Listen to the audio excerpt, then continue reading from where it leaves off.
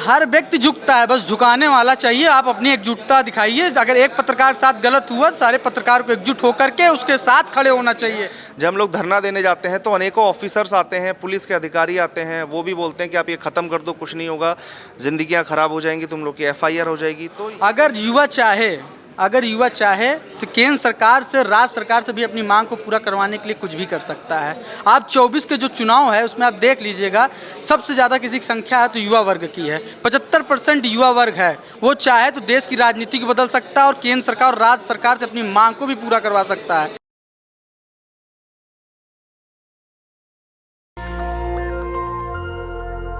नमस्कार, मैं ब्यूटी गिरी और आप देख रहे हैं नेशनल दस्तक। अभी हम मौजूद हैं दिल्ली के कॉन्स्टिट्यूशन क्लब में, जहां पर संयुक्त युवा मोर्चा का एक अधिवेशन चल रहा है, राष्ट्रीय अधिवेशन। और इनका साफ तौर पर मांग है वी नीड भरोसा इक्वल टू भारत रोजगार संहिता। रोजगार के लिए एक संहिता हो जिसमें रोजगार देने की सिर्फ वादे नहीं, उसकी गारंटी हो, रोजगार भी दिए जाए। इसी को लेकर यहाँ पर तमाम लोग मौजूद हैं। इनसे बात करेंगे और जानेंगे कि क्या कुछ इनका कहना है इस मुद्दे पर। सर, स्वागत है। धन्यवाद आपका। नेशनल क्या कुछ मुद्दे लेकर यहाँ पर उपस्थित हुए हैं? हम सब जो है हर राज्य से आए हुए 113 संगठनों के जो साथी हैं, जो मिल करके संयुक्त युवा मोर्चा का गठन किए हैं। हम सब का मुद्दा ये है कि केंद्र सरकार और जो राज्य सरकार हैं, ये रोजगार मुद्दे पे जितने भी मांगे उनको पूरा करे और जितने भी पद खाली हैं उनको 1 महीने के अंदर रिक्त पदों पर भर्तियां निकाल कर उसको पूरा करें। आप देख रहे होंगे कि जैसे हर राज्य के जो नेतृत्वकर्ता होते हैं, जो लीडर होते हैं, उनसे सरकार फर्जी मुकदमे करके, फर्जी आरोप लगा करके उनकी आवाज़ को दबाने का काम करती है। जिसके तहत हम सब ने 113 संगठन मिल करके संयुक्त युवा मोर्चा का गठन करके आज राष्ट्रीय अधिवेशन बुलाया गया था, जिसमें आपने देखा होगा काफ़ी प्रमुख लीडर भी मौजूद रहे। और हम सब की अग्रिम रणनीति है कि 24 को देखते हुए हर हाल में अपने रोजगार एजेंडे को पूरा करवाना। सर, एक सवाल है, तीखा हो सकता है, लेकिन तमाम विपक्षी पार्टी या युवा जो हैं, परीक्षार्थी जो रोज़गार के लिए तमाम ट्विटर पर ट्रेंड कराते हैं, विपक्षी भी घेरते हैं। लेकिन आपके इस आंदोलन में क्या खास बात है कि सरकार सुन लेगी? क्योंकि तब से करते आ रहे 2-4 साल हो गए हैं, कुछ नहीं सुनती सरकार, तो इसमें क्यों सुन लेगी? देखिए, अब इस पे आपको मैं बताना चाहूँगा कि पहले व्यक्ति हर अपने मुद्दे पे लड़ता रहता था। हाँ। किसी की शिक्षक भर्ती रहती थी, किसी का SSC रहता था, किसी का लेखपाल रहता था, क्योंकि किसी का UPSI रहता था। लेकिन हम सब ने मिल करके एक पैनल तैयार किया है, जिसके तहत हम सब एकजुट होकर एक आवाज़ में अपनी मांग को रखेंगे। जिस प्रकार से आपने देखा था संयुक्त किसान मोर्चा चला था, जिसमें किसानों की मांग को केंद्र सरकार पूरा नहीं कर रही थी, लेकिन समस्त किसान संगठनों ने एकजुटता दिखाकर, एकता दिखा करके अपनी मांग को पूरा करवाया केंद्र सरकार से। उसी प्रकार से जितने भी यूथ संगठन हैं, वो अपने आप को और सभी मिल करके एकजुट होकर के केंद्र सरकार से 2024 से पहले अपनी लड़ाई को पूरी करवाने के लिए एकदम तत्पर हैं। 2024 के इलेक्शन में ज़्यादा समय बाकी नहीं है, 6-7 महीने ही बाकी है। हाँ। क्या लगता है इन दिनों में आपका सफल हो जाएगा आंदोलन? देखिए, संघर्ष चाहे तो 10 दिन में पूरा करा सकते हैं, चाहे तो 1 दिन में पूरा करा सकते हैं। 22 का चुनाव था, काफ़ी लोग कह रहे थे उत्तर प्रदेश में 22 का चुनाव है, भर्ती नहीं निकलवाई जा सकती है।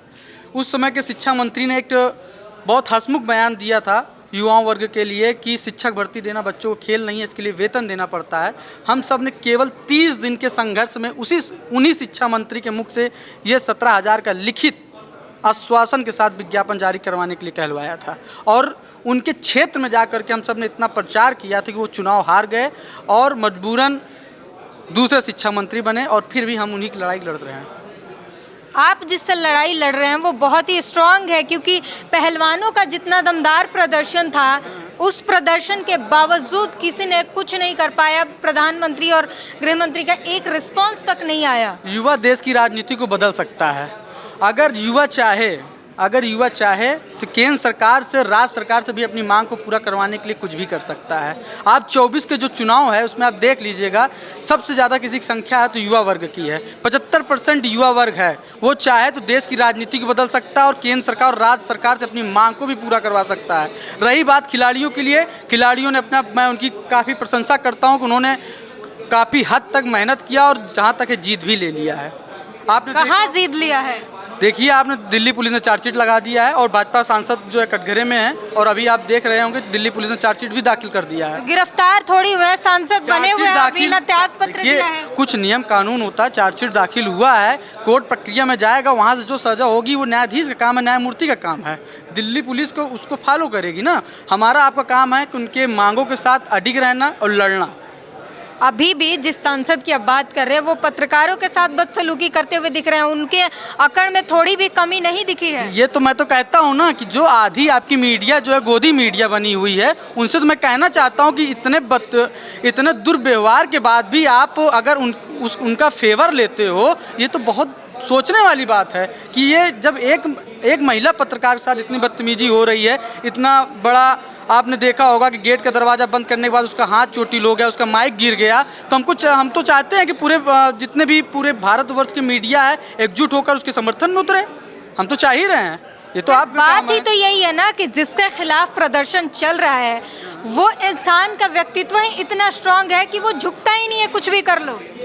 हर व्यक्ति झुकता है, बस झुकाने वाला चाहिए। आप अपनी एकजुटता दिखाइए। अगर एक पत्रकार के साथ गलत हुआ, सारे पत्रकार को एकजुट होकर के उसके साथ खड़े होना चाहिए। सभी को ऐसा नहीं कि आधे लोग सरकार के पक्ष में रहे, आधा लोग आप ये बेरोजगारी का जो आंदोलन चला रहे, कब से चला रहे बताइए? ये तो हम 6 साल से चला रहे हैं। मिली है न्याय आपको? बहुत मिली है और आगे भी मिलेगी। सरकार नहीं सुनेगी। 24 के चुनाव है, सरकार युवा वर्ग तख्ता पलट कर सकता है, जब चाहेगा सरकार पलट देगा। और 24 के चुनाव में एक तरफा वोट गिरेगा। जो सरकार, जो पार्टी हमारे फेवर में आएगी, जो रोजगार एजेंडे को लाएगी, जो युवाओं के हित के लिए कार्य करेगी, वही सरकार सत्ता में 24 में आएगी। तो आपको कैसे पता कि कौन आपके हित का काम करेगा, कौन पार्टी जो है जो रोजगार? देखिए, वो मैनिफेस्टो देखेंगे, जो घोषणा पत्र देखेंगे, जो पार्टी का नेता जो युवा वर्ग को ध्यान में रखते हुए अपने घोषणा पत्र को जारी करेगा, उन्हीं के साथ युवा वर्ग जाएगा। तो घोषणा पत्र में तो केंद्र में भी जो सत्ताधारी हैं, इन्होंने भी घोषणा पत्र में दिया था कि 2 करोड़ रोजगार हर साल देंगे। इसके अनुसार 18 करोड़ रोजगार होने चाहिए थे। युवा वर्ग एक बार देखिए घोषणा पत्र दिया था, हम सब चाहते हैं कि लिखित। उन्होंने एक बार छला है और कोशिश करेंगे अगली बार ना चला जाए। उन्होंने 2 करोड़ रोजगार देने को भी, तो हम तो देखते हैं, कल डिबेट था, हमने देखा कि भाजपा प्रवक्ता 2 करोड़ रोजगार में समोसा वाले, चाय वाले को जोड़ के गिना रहे हैं। हमने तो उसी समय कहा कि अगर इस तरह से आप अगर किसी की मांग को नहीं पूरा करते हैं तो आगामी के चुनाव में इसका खामियाजा भुगतना पकड़ लेगा।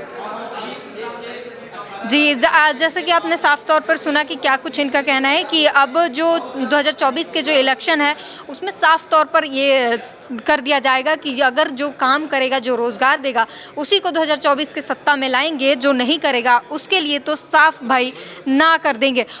मैम, ये आंदोलन जो चल रहा है, इसमें इसका जो मेन मकसद है वो हमारा सिर्फ ये है कि जो युवा अलग अलग लड़ाइयाँ लड़ रहे हैं, उन सभी लोग युवाओं को इकट्ठा करके हम लोगों ने एक मंच तैयार किया है कि अब किसी को इधर उधर नहीं भागना पड़ेगा।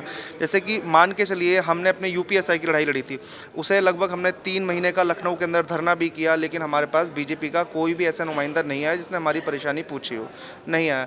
आज उसके बाद वो भर्ती प्रक्रिया पूरी कर दी गई। आज भी हम दस्तावेज हाथ में लेके घूमते रहते हैं, लेकिन सुनवाई कोई भी नहीं है और भर्ती चल रही है। उसके बाद भी उसके अंदर से बच्चे पकड़ पकड़ के बाहर लाए जा रहे हैं, जिनके एविडेंस हमने कोर्ट में आज से 1 साल पहले लगा दिए थे और कोर्ट ने भी डिनाई कर दिया कि नहीं, हम इन चीज़ों को कंसीडर नहीं करेंगे, और वो लोग आज भी पकड़े जा रहे हैं। तो ऐसे ही जितने भी एग्ज़ाम हैं, बच्चा पढ़ाई करता है, 1 साल तक जूझता है, घर वालों का पैसा इस्तेमाल करता है, खुद मेहनत करके पढ़ाई करता है, जब वो एग्ज़ाम में बैठता है तो रोता हुआ बाहर निकलता है। क्यों? जब उसकी आँख खुलती है तो पता चलता है धांधली हो गई, हमारी सीटें बिक गई।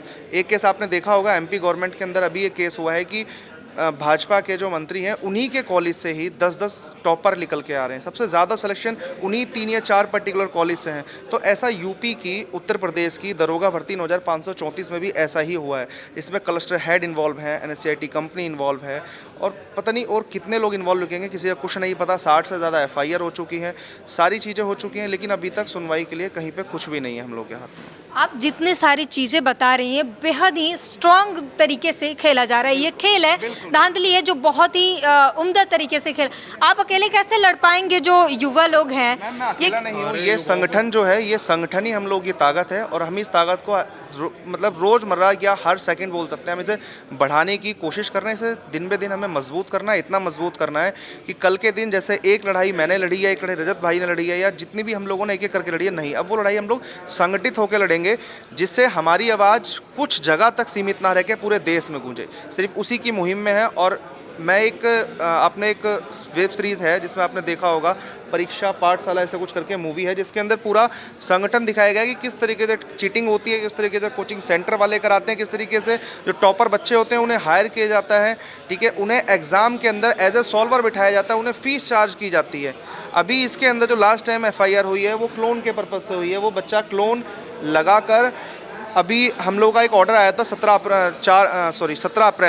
अप्रैल को जो ऑर्डर आया था, उस ऑर्डर में बकायदा मेंशन था कि 3 सदस्य कमेटी बना के इस भर्ती की जांच की जाए। तो जांच के आधार पे भी अभी किसी के पास कोई भी लीगल डॉक्यूमेंट्स अभी तक नहीं आया है, ना ही भर्ती बोर्ड ने कुछ आउट किया है।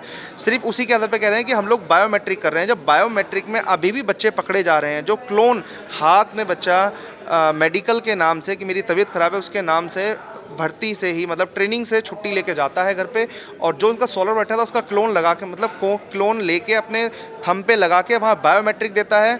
वो घबरा के बायोमेट्रिक जो क्लोन होता है तो छुटाने लगता है। जब वो छुटाने लगता है तो पुलिस वालों की नज़रें उस पर पड़ जाती हैं, फिर वो देखते हैं, चेक करते हैं, बहुत सारे बच्चों की नज़रों में आ चुका होता है, इसलिए उसे पकड़ के रख लिया। शायद अगर वो पीछे से करता या वो उस क्लोन को नहीं छुटाता तो वो भी शायद दरोगा बन जाता। और एक सवाल और है कि आप संगठित तरीके से आंदोलन कर रहे हैं, लेकिन जब पेपर लीक होता है, युवा सड़क पर आते हैं, संगठित तरीके से आंदोलन करते हैं, उसके बाद उनके साथ मारपीट होता है और कई सारी मुकदमे लगाकर जेल में भर दिए जाते हैं उनको। जैसे सबसे ज़्यादा जो युवा हैं वो इलाहाबाद के अंदर सबसे ज़्यादा कोचिंग सेंटर में है। रजत भाई ने भी अपनी आंखों से देखा है, ठीक है, हमने भी ये चीज़ें देखी हैं, हमने खुद ये चीज़ें फेस की हैं। जब हम लोग धरना देने जाते हैं तो अनेकों ऑफिसर्स आते हैं, पुलिस के अधिकारी आते हैं, वो भी बोलते हैं कि आप ये ख़त्म कर दो, कुछ नहीं होगा, ज़िंदगियाँ ख़राब हो जाएंगी, तुम लोग की FIR हो जाएगी। तो ये शायद कहीं ना कहीं गलत है। हम लोग का भी अधिकार है, कोई उपद्रव नहीं चल रहा है, ना ही कोई जंग चल रही है, हम लोग सिर्फ अपनी मांग कर रहे हैं।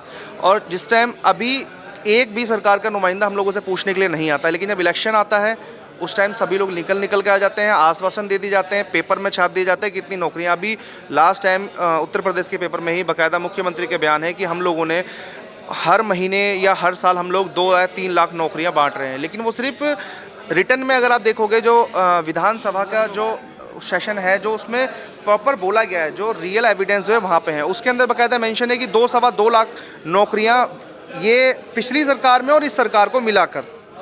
और वो लोग बोलने को कोई कुछ भी बोल दे रहा है कि हाँ हर महीने हाँ नौकरियाँ निकाल रहे हैं, प्राइवेट सेक्टर से निकाल रहे हैं। उनके लिए बच्चों के पास मेल भी आते हैं, कहते हैं कि हाँ हमने कैंप लगाया हुआ है।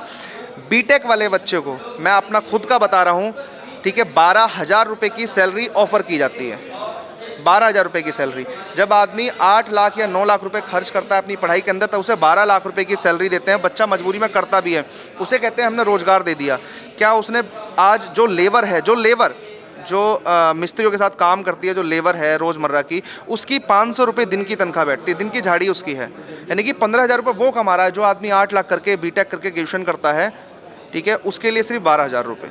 तो आप खुद देख लीजिए। तो साफ तौर पर आपने सुना कि कैसे युवाओं का शोषण हो रहा है, जो 8 लाख 10 लाख लगा के पढ़ाई में खर्च करके इंजीनियरिंग करते हैं। बाद में इंजीनियरिंग करने के बाद डिग्री मिलने के बाद जो उनके हाथ में नौकरी आती है वो 10 और 12,000 की नौकरी आती है। इसी के लिए इन लोगों ने आंदोलन किया है। और आप पोस्टर पर साफ तौर पर देख पा रहे होंगे, वी नीड भरोसा मतलब भारत रोजगार संहिता चाहिए इनको, जिससे कि रोजगार की सिर्फ वादे नहीं, गारंटी हो, रोजगार हो।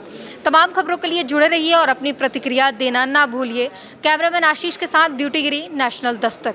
नेशनल दस्तक की आपसे गुजारिश है कि अगर इसको बचाना चाहते हैं तो नेशनल दस्तक को सब्सक्राइब करने के लिए रेड कलर के सब्सक्राइब बटन को दबाएं, फिर बेल आइकन की घंटी दबाएं। नेशनल दस्तक को बचाने के लिए बहुत जरूरी है कि हर खबर को शेयर करें, लाइक करें, कमेंट जरूर करें।